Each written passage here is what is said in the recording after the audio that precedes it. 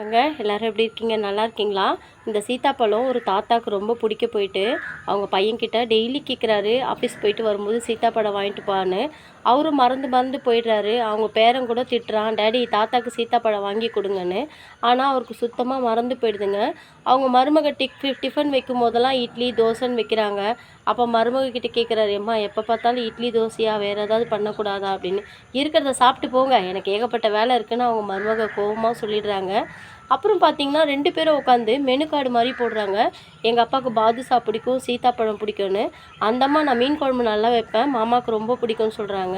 2 பேரும் menu card மாதிரி போட்டு ஹோட்டல்லேருந்து நிறைய வாங்கிட்டு வராங்க, வீட்டிலேருந்து நிறைய சமைக்கிறாங்க.